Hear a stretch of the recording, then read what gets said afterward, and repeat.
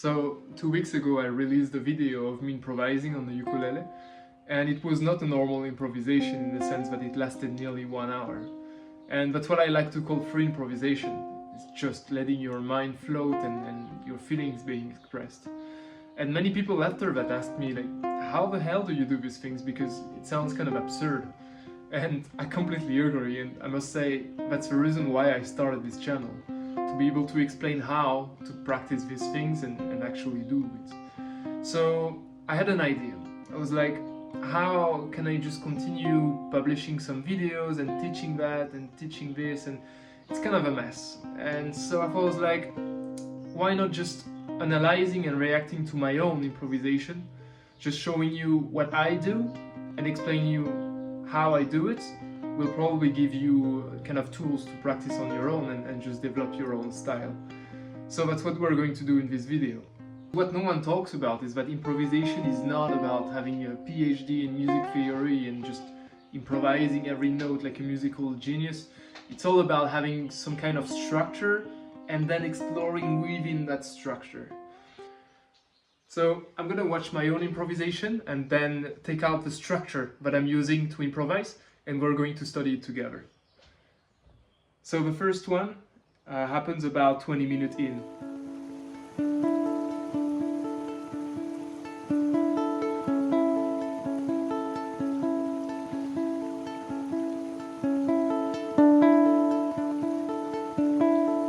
So this is a loop. Basically I'm playing only 2 chords and I'm looping between these 2 chords.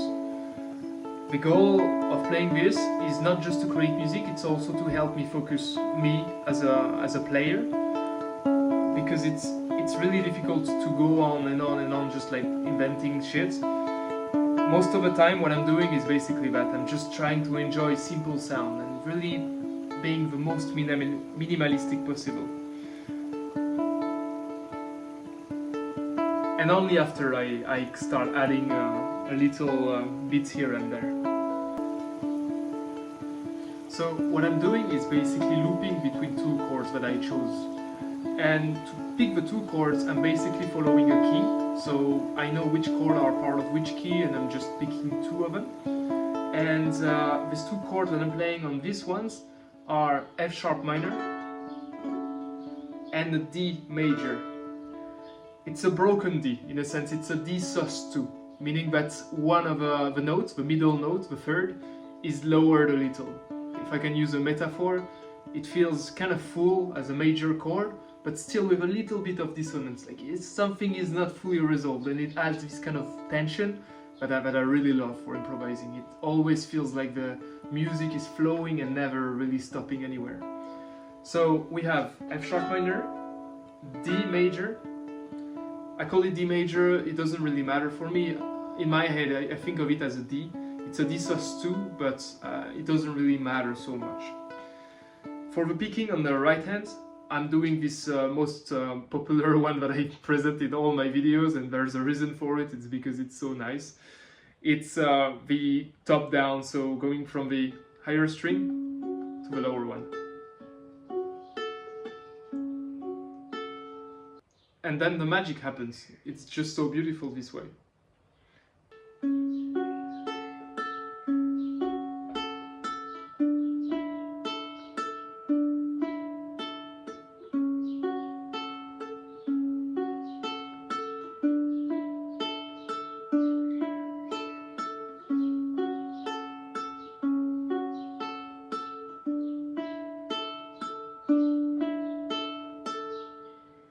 It's just beautiful.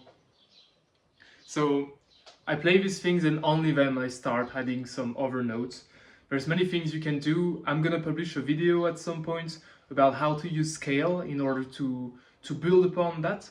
But only playing this chord is like, sometimes I just play this for 20 minutes, 30 minutes, and I never go out of this loop. I just play it because it sounds good enough. Okay, so let's go on the second section and the last one I wanted to show you.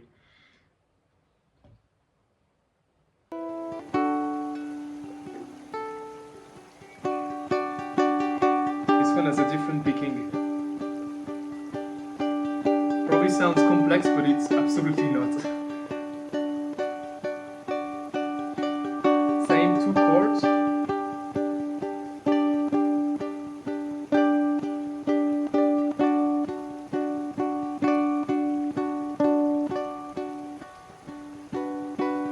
A nice variation. I think I can teach you that.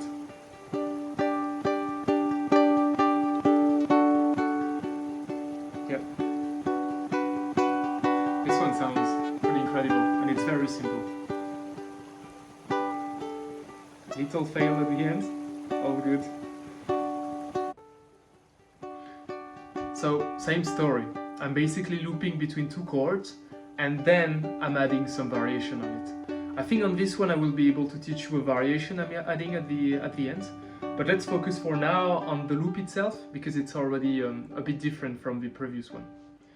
So for this one, I'm basically using a picking which requires 4 fingers to play. It's basically picking the top string with a thumb, and then with the other 3 fingers, plucking everything at the same time.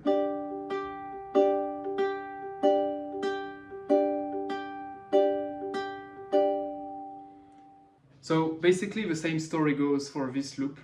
I'm switching between 2 chords. It's going to be a G major and a D major, and basically using a different finger picking pattern that I showed previously, but this one is quite simple as well. So here is a loop with a different finger picking pattern.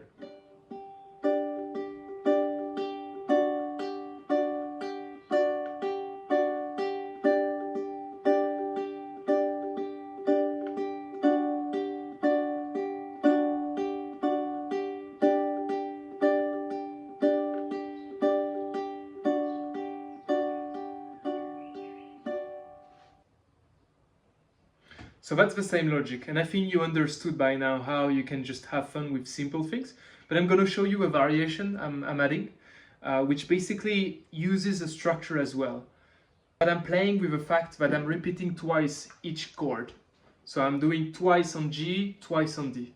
And I'm going to divide this one to play different variation of G and different variation of D. We're basically turning what is a 2 chord loop into a 4 chord loop.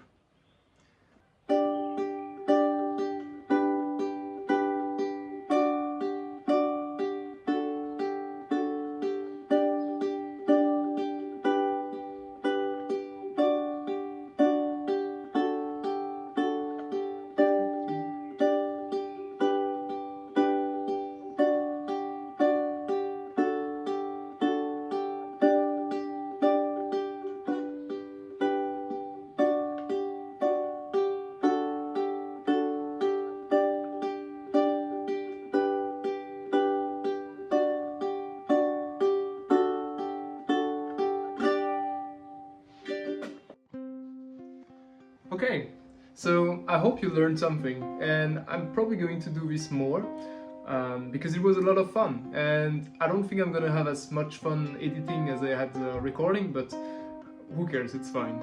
Hopefully it's gonna be useful material for you to start improvising and understand how I do this.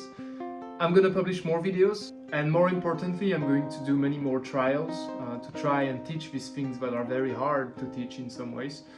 And if you made it all the way to the end, don't hesitate to leave me a little comment down there to express how these things made you feel and if you learned anything new. Have a good day!